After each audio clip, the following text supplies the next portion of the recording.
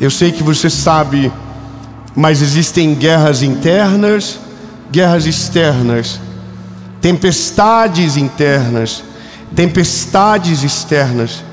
Existem tempestades que a gente vive que ninguém consegue descobrir o porquê, porque olha de fora e não tem nada ventando, não tem barulho de tempestade, mas aqui dentro está um caos. Aqui dentro o vento é forte, aqui dentro as ondas são muito altas. E aí no meio desse caos da vida, no meio do caos das nossas batalhas, Jesus não acalma antes de repreender um sentimento. Veja, na mesma palavra, Jesus repreende 3 coisas. Ele repreende o vento, ele repreende o mar, mas antes disso, ele repreende o medo. Eu sei que você entende, mas tem coisas que nem existem. É o nosso medo que dá a ideia que existe. É o nosso coração e a nossa visão que criam realidades que não são reais, por conta do governo das nossas emoções, o medo. E eu sei que a partir do momento que a gente vai amadurecendo, parece que na vida se torna errado algumas coisas. Uma delas é chorar. A gente não pode chorar. É engraçado isso, porque quando a gente nasce, se você não chora, tem um problema. Nós vamos fazer uma avaliação agora do meu filho sobre aprendizado. E a profissional perguntou pra gente: ele chorou na hora que nasceu? E eu falei. Aí ela disse: tem crianças que não choram, tem que ser muito estimulada, e isso diz muito sobre o futuro dela. Uau! Então a gente fica velho e a gente não pode mais chorar. Se a gente chora, a gente é fraco. Se a gente chora, as pessoas ficam constrangidas. E eu tenho um problema com isso. Eu não sou chorão. Olha, eu não sei porque você está rindo. Na verdade, eu sou muito chorão. E eu me lembro que quando eu aceitei a Jesus, eu fui congregar numa igreja bem pequenininha, que a minha avó era parte dela. E um belo culto, eu estou me descabelando de chorar. De repente, minha avó bate no meu ombro, chega para mim e diz: Deivinho, por que você está chorando? Fizeram alguma maldade com você? Eu fiquei com vontade de rir, porque a minha avó associa choro com maldade. Mas eu naquele dia era um choro de alegria, um choro na presença de Deus. Então entenda, alguns sentimentos são tolhidos, outros, mascarados, e o medo é um desses. É tolhido, mas é mascarado por quem sente. Veja, você está dentro de um barco, ok? Você entra mar adentro e de repente uma tempestade começa. É normal ter medo. Aliás, tem gente que o medo começa já lá no começo. Tem gente que morre de medo já do barco. Já diz: ai, o sangue de Jesus tem poder, Senhor vai me ajudando, Senhor vai repreendendo todo o mal. Tem gente que não vai. Quer ver uma coisa? Medo é fruto de memória e de criação do futuro. Então, tem gente que tem medo por aquilo que nunca viveu, e tem gente que tem medo pelo que experimentou ou viu alguém experimentar. Nós acabamos de vivenciar uma tragédia no nosso país, de um avião que caiu. Triste demais. Todo brasileiro viu a cena. Todo mundo ficou mal durante o dia. Eu estava dentro do mesmo modelo da aeronave que caiu. E quando o avião chegou perto de 5.000 pés, aonde o 3G já pega, eu abri meu telefone e tinha umas mensagens de pessoas perguntando onde eu estava, se eu estava bem. Porque uma semana eu fiz aquele trajeto. E aí, lindo, bom, é uma fatalidade grave, triste. Mas sabe qual é o problema? Agora tem gente que não vai viajar mais de avião. Se você for no aeroporto agora, tem gente dando síndrome do pânico na porta do avião, gritando, dizendo: não vou entrar. E essa pessoa está indo embora e ela está perdendo de ir para o endereço do destino dela, porque o medo tomou conta dela. Entende? Agora, o problema não é você ter medo. O medo é natural. O problema é quando o medo começa a governar você. O problema é quando o medo começa a mandar em você. É quando o medo muda o teu destino. É quando o medo toca na tua saúde física. É quando o medo cega você e você diz: eu não quero, eu não posso, eu não vou mais, eu não vou seguir em frente. E esse é o problema, porque é esse medo que o Senhor repreende. Sai, medo, vai embora, porque esse medo é falta de fé. Esse medo é insegurança. Esse medo é covardia. Eu sei que é ruim ouvir isso, porque a gente é bom de dar desculpa. Mas veja, você pode ter medo, mas se o medo te controla, você está em sérios apuros. Porque o medo, lindo, ele é uma árvore que cresce mais rápida do que a coragem. E quando menos você percebe, você não vive mais. Está cheio de gente que tem medo de casar, porque foi experimentado em um casamento dolorido na vida dos pais. Está cheio de gente que não quer ter filhos, porque morre de medo, dizendo: olha, o mundo está perdido. Mas está perdido desde sempre. Tem gente que não quer mudar de trabalho, porque tem medo que o que aconteceu no primeiro trabalho não vai acontecer no segundo. Então ele trava. Entende?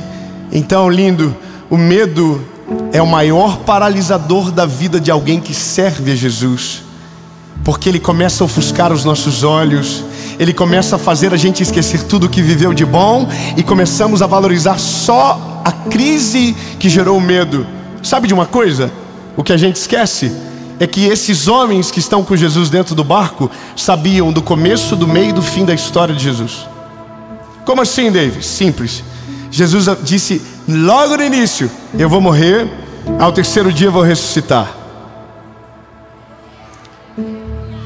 Não. Peraí. Jesus disse: eu vou morrer.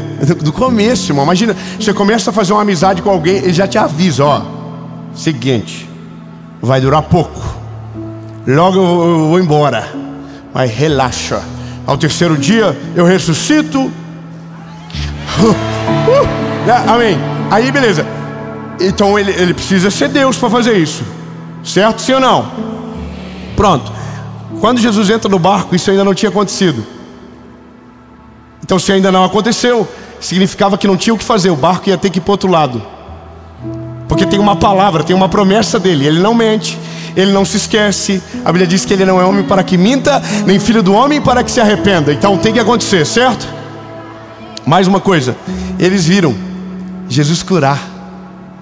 Eles viram Jesus dar vista aos cegos. Eles viram Jesus fazer coisas extraordinárias.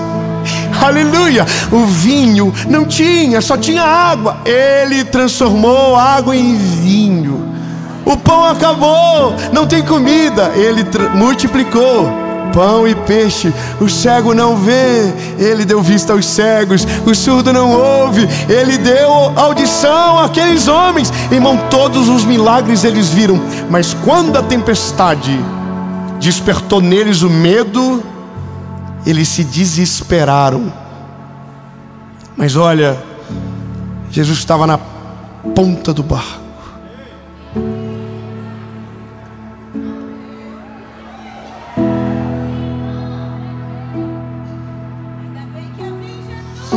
Meu Deus, que gostoso.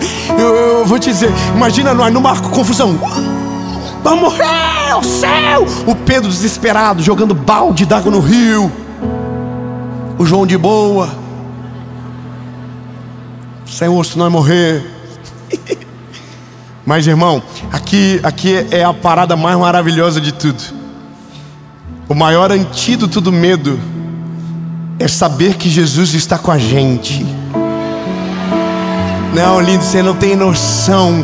O medo pode se levantar, a tempestade vir junto, vento forte, onda por cima, adversidade, tempestade em qualquer área. Se você tem Ele junto com você, lindo, você pode descansar. Então, lindo, na hora do medo, você só precisa fazer uma coisa: acorda Ele. Não, eu sei que parece que é contra-intuitivo, porque ele acorda meio bolado, não acorda? Vocês parecem que não tem fé, seus vacilão. Vocês querem o quê? Uma tempestade ou um presente misterioso? Irmão, eu não tenho aí. Eu quero que ele acorde mesmo, mãe. Eu sou ser humano, eu não sei acalmar a tempestade. Eu não sei fazer o vento parar de soprar. Ele sabe. Eu não sei. Então, lindo, se o que me resta é clamar pelo nome dele, eu vou clamar o mais alto que eu puder. Você entendeu? Você está com medo? Clame pelo nome dele. Jesus, me socorre. Jesus vem, Jesus acorda, Jesus desce, Jesus responde a minha oração. E ele ouve, desce, responde, acalma a tempestade, faz o mar se aquietar e o vento parar. Só que veja, até para acordar Jesus tem que ter coragem. Sabia disso? É o chefe, né? Você não acorda o chefe assim do nada. Você tem que ter um bom motivo. Então você tem que ter coragem, lindo. Aliás, preciso te dizer, para você dar certo na vida, você precisa ter muita coragem e você precisa ter muita fé. David, qual que é a diferença? Simples. A fé é o que você enxerga aonde ninguém vê. Coragem é o que te faz dar passos que nunca ninguém deu. Entendeu, lindo? Coragem não precisa de um modelo, é algo do zero, a partir da fé que você tem que Jesus está com você. Não importa, se você quer ter uma vida extraordinária, você precisa ser corajoso. E o corajoso, lindo, não passa medo, ele resolve pela fé que tem em Jesus. Jesus, me socorre, Jesus, me ajuda, Jesus, estende a mão, Jesus, desce, Jesus, corre aqui, que o pau está torando e eu preciso de um milagre. Para viver uma vida normal, você pode ter medo, não precisa ter fé e nem coragem. De boa, você vai ser igual a todo mundo. Sinistro, né? Sério?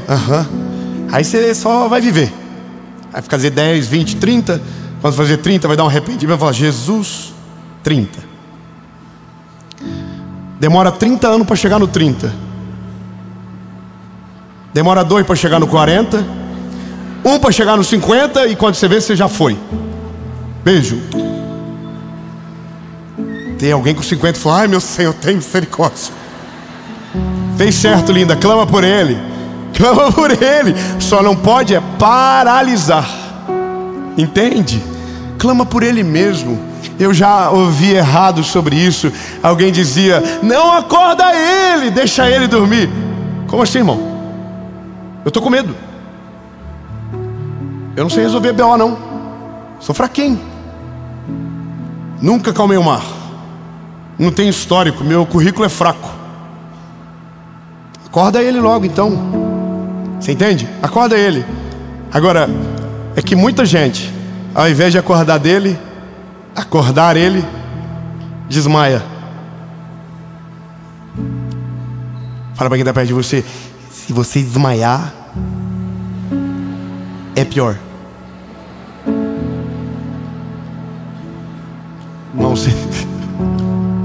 Irmão, que para mim, eu devo ter uma memória muito fértil, mas eu consigo ver, sabe, Jesus de boa, respirando, e todo mundo assim, caraca, ele não está sentindo? Nossa, ele não está sentindo nada. Ó a água molhando o chefe. E o pessoal, gente, nós vamos morrer. Ó céu, ó vida, ó azar. E alguém olhava para ele e dizia: acorda logo, acorda. Vai, acorda. Tem gente que acredita. Ele não acorda se você não chamar por ele, porque o que te assusta não causa absolutamente nada nele. O vento que te assusta, para ele é nada. O mar que se levanta, para ele é nada. Tudo que te faz morrer de medo, para ele é a razão para colocar mais um testemunho na sua vida. Entende, lindo? Quando você diz: corre, Jesus, você diz: relaxa, bebê, de boa. Jesus é vibe boa aqui, relaxa, o pai está aqui. Vocês já ouviram isso em outro lugar? Mas foi Jesus que inventou, tá? Ele resolve de verdade. Ele tem o poder real. Tempestade. Deixa aqui. Resumindo, no meio da tempestade, você pode ter medo.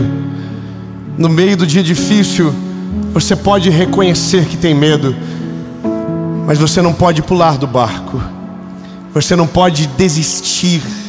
Você não pode esquecer que do outro lado existe pessoas te esperando, existe um destino extraordinário para você. Então, lindo, não importa que os ventos estejam fortes, não importa que a tempestade esteja fazendo muito barulho. Não, lindo, você não tem posição de medo. A Bíblia diz que Ele não nos deu espírito de covardia, mas de coragem e ousadia. Ousadia para quê, lindo? Para que no meio da tempestade você se levante posturado e calmo. Você não vai resolver nada, mas você tem um chefe contigo. Você vai dizer: Jesus, por favor, desce e faz algo nesse lugar.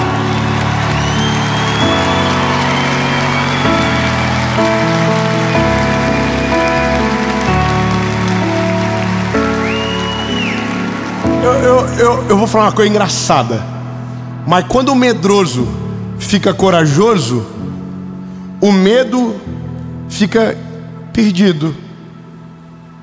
Eu vou melhorar. O Senhor me ajuda. É que eu não quero falar do inimigo. Eu não quero falar do... Entendeu?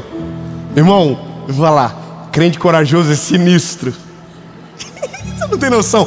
Irmão, crente corajoso é sinistro. Tá todo mundo cheio de trauma. Eu não vou viajar mais. Eu não quero casar. Ó céu, ó vida, ó azar. Não quero ter filho. Oh meu Deus, a vida, o mundo, o dólar, o governo. E quem não tem medo, porque tem Deus junto consigo, porque Jesus está na mesma embarcação com ele. Ele diz assim: eu vou casar. Vai ser uma vez só. Vou ter filho, vai ser mais de um. Vou encher de menino no mundo. Aí alguém diz: mas tem que fazer um mundo melhor para os filhos. Você vai dizer: não, eu estou fazendo filhos melhores para este mundo.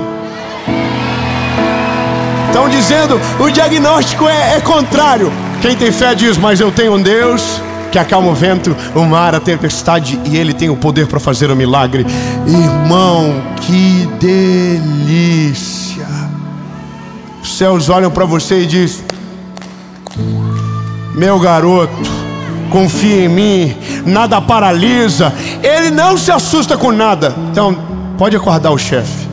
E quando o chefe acorda, tudo se acalma. Primeiro você, depois tudo que está em volta. E aí, lindo, você vai chegar na melhor parte, que é a parte que o mar acalma. Nesse dia,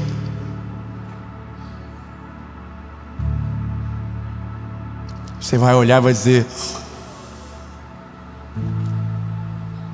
é real.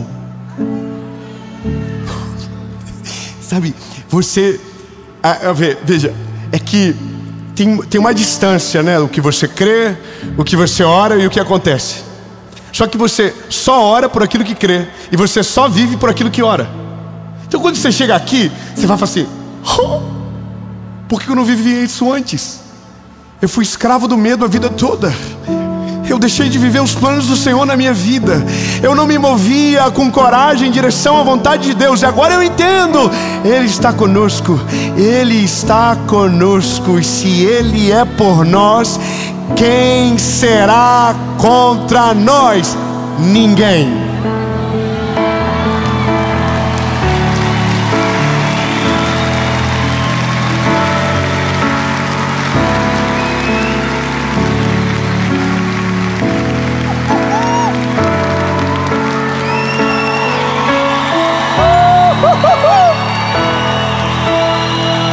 Eu declaro na autoridade que há no nome de Jesus, agora, nesse momento, todo medo que te dominava vai perder a força.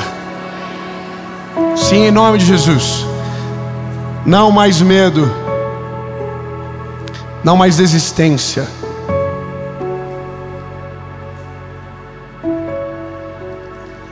Esse espírito está saindo de retirada agora de dentro de você. O medo não vai dominar você, não vai paralisar os seus sonhos, não vai paralisar a sua família. Não, ele está perdendo todo o poder agora. Agora, diga, declara: medo, vai embora. Medo, sai daqui. Medo, sai daqui. E se você não consegue clamar sozinho para que o medo vá embora, acorda ele, que ele está no mesmo barco que você, e ele tem o poder para fazer todas as coisas. Em nome de Jesus. Amém.